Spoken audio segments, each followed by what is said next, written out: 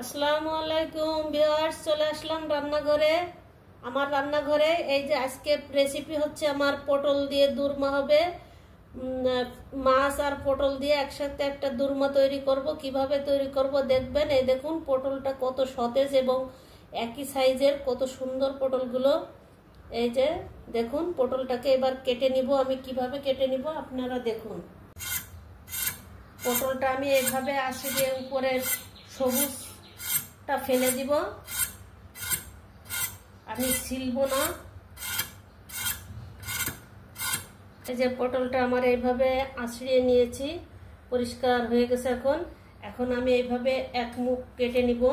এই যে এইভাবে মুখগুলোকে কেটে নিয়ে একটা চিকন একটা চামিচের ডাটির সাহায্যে এর ভিতর থেকে আমি পুরো বীজটাকে ঘুরিয়ে ঘুরিয়ে বের করে নিব। এই যে এইভাবে, যাতে পটলটা না ভেঙে যায় সাবধানে করবেন।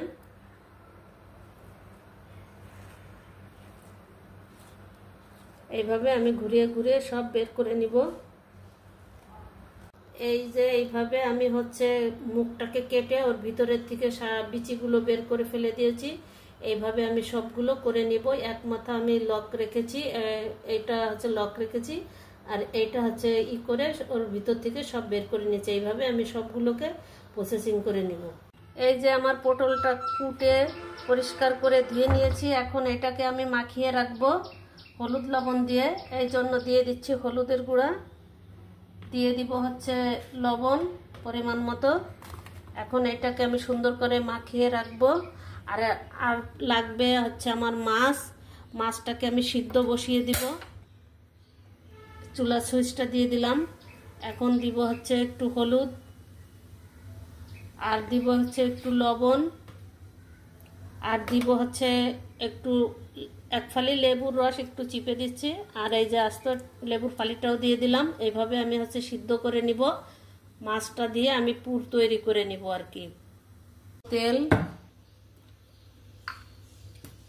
এই যে দিয়ে দিলাম তেল সামান্য পরিমাণে।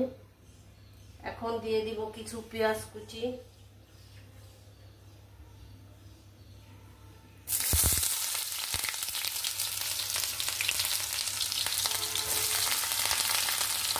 এটাকে একটু নেড়ে নেব।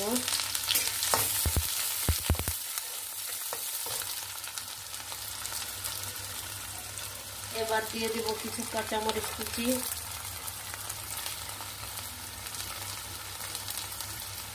এক এক করে এভাবে দিয়ে দেব। এবার দিয়ে দিব সিদ্ধ করে রাখা বেঁচে রাখা মাছগুলো। এবার এটাতে দিয়ে দিব একটু পরিমাণ মতো হলুদের গুঁড়া, দিয়ে দিব একটু পরিমাণ মতো লবণ,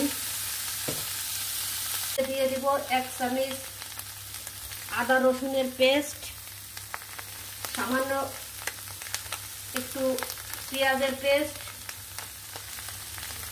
এটাকে দিয়ে একটু ভালো করে রান্না করে নিব।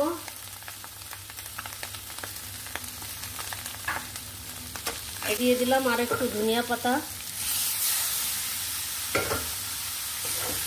এইভাবে এই যে পটলটার ভিতরে এইভাবে সব মাছগুলো একটু একটু করে ঢুকিয়ে এটা ভরাট করে নিতে হবে। এইভাবে সব আস্তে আস্তে করে সব পুর ভরে নেবেন, আর এক এক করে সব কটা পূরণ করে নেবেন। তেল ভাজির জন্য এটা আমার গরম হয়ে গেছে। এখন এক এক করে পটলগুলো বসিয়ে দিব ভাজি করার জন্য। এই যে পটলগুলো আমার ভাজি হয়ে গেল। এই যে এরকম ঘুরায় ঘুরায় হালকা হালকা আঁচে ভেজে নিয়েছি। রান্নার জন্য কড়াই দিয়ে দিলাম। এখন দিয়ে দিব তেল পরিমাণ মতো, 2 টুকরা দারুচিনি, তেজপাতা। এটাকে নেড়ে নিলাম। এই যে মশলার মধ্যে একটু পানি দিয়ে দেবো। মশলাটাকে কষে নেবো সুন্দর করে। এর মধ্যে দিয়ে দিব হলুদের গুঁড়া, দিয়ে দিব পরিমাণ মতো লবণ। এটাতে আদা পেস্ট, রসুন পেস্ট, একটু পেঁয়াজ পেস্ট, সব একসঙ্গে, জিরা পেস্ট একসঙ্গে দিয়ে দিয়েছি আমি। যে পানিটা আমি দিয়ে দিয়েছি, এখন দিয়ে দিব কটা আস্ত কাঁচামরিচ। এবার পানিটা ফুটে উঠলে আমি পটলগুলো দিয়ে দিব। এই যে পানিটা ফুটে ওঠার সাথে সাথে আমি পটলটা দিয়েছি। এখন এই দেখুন রান্না হচ্ছে। এই যে রান্না আমার শেষের পথে, পটলের দোরমা। এই পর্যায়ে দিয়ে দিব আমি সামান্য একটু চিনি, এই যে এতটুকু পরিমাণ, 4 চামচের 1 চামচ। এই যে তৈরি হয়ে গেল আমার পটলের দোরমা। আপনাদের কেমন লাগলো কমেন্ট করে জানাবেন, তাহলে আপনাদের ধন্যবাদ দিতে পারবো। লাইক ফলো দিয়ে আমার পেজের সাথেই থাকবেন। ইউটিউবে আমার একটা চ্যানেল আছে, আমার রান্নাঘর, ওখানেও আপনারা একটু দেখবেন, সাবস্ক্রাইব করবেন, সবসময় পাশে থাকবেন সবাই।